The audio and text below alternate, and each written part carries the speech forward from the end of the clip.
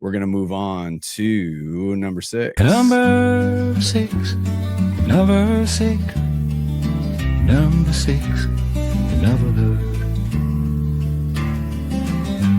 6. Number 6. Number 6.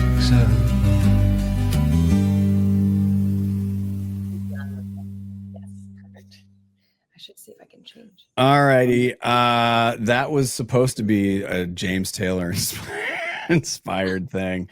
I don't know. It had a little James Taylor vibes. It did. I mean, it had a little breezy kind of thing. Mackenzie, are you having problems with your camera?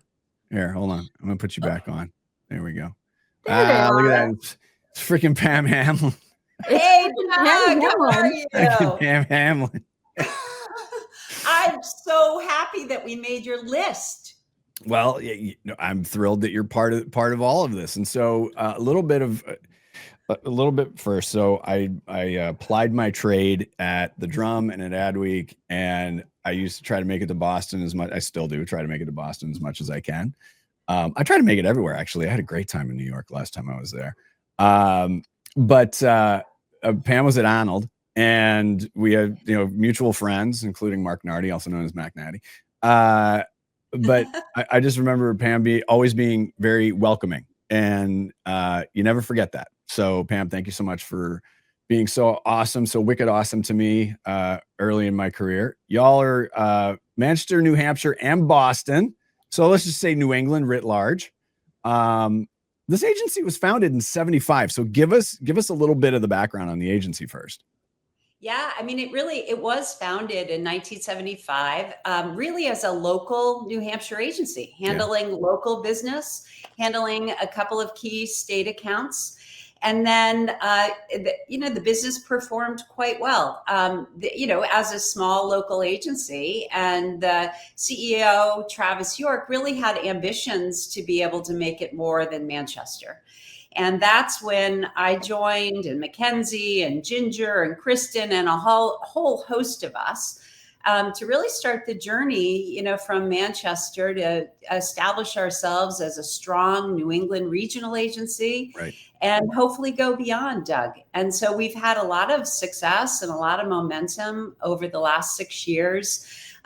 With addition of really smart, innovative, talented, just great people, and some new accounts that have really helped shape and define what the agency looks like today. And we're having a great time. I mean, as somebody who's been with the big agencies for a long time and been part of a holding company, it's both liberating and energizing to be able to go on this journey with people you really respect and admire. Yeah. And people are, you've noted that people legitimately fled holding companies to join the agency. Talk a little bit about, because Pam, you had there you go. You had your own experience at the holdcos. I had my own experience at the holdcos as well.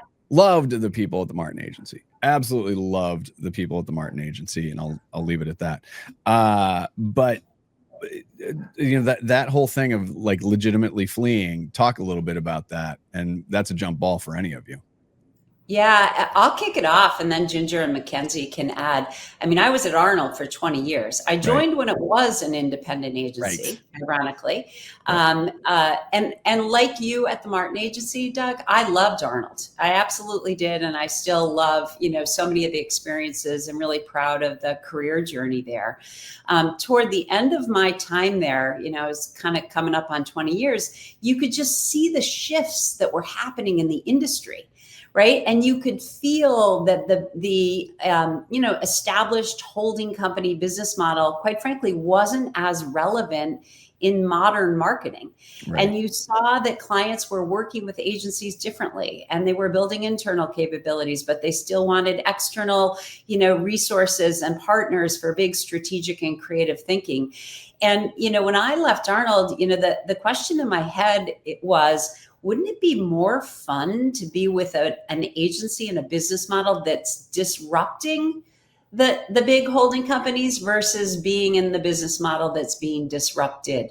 Right. And that was really the, kind of the catalyst for me in moving into the indie space, which is actually where I started my career. Right. And I think, just some of the advantages, I mean, you really focus on what matters. Right? You're focusing on your clients. You're focusing on their challenges. You're putting your best thinking together to help make them successful.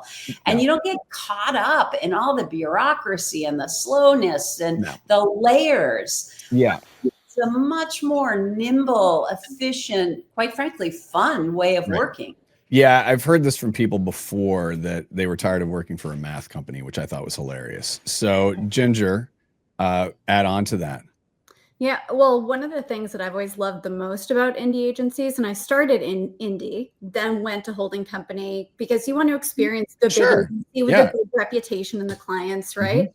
But then I boomeranged back because I like quick actions where you don't have to have 10 stakeholders weighing in on things. If there's something that you think you can do to make an impact, we do it.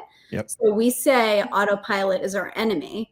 And we never want to keep doing things the same way they've always been done before. And it's very easy to fall into that behavior when there is a massive ship to turn.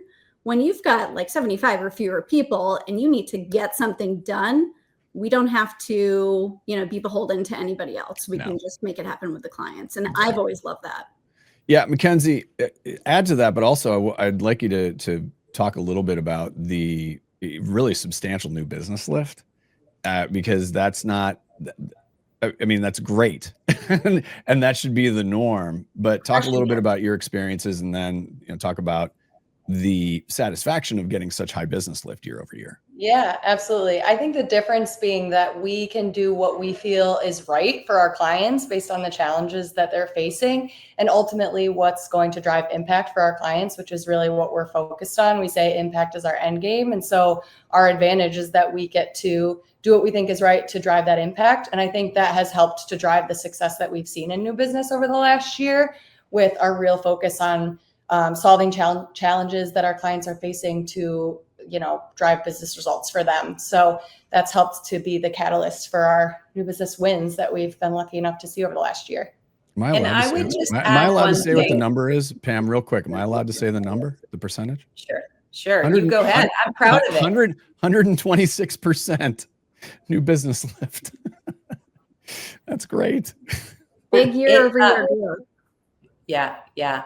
So I think the other thing is more qualitative, but agencies are just collections of people, right? Yeah. Like-minded people that have a shared ambition, and they're rallying around, a common North Star.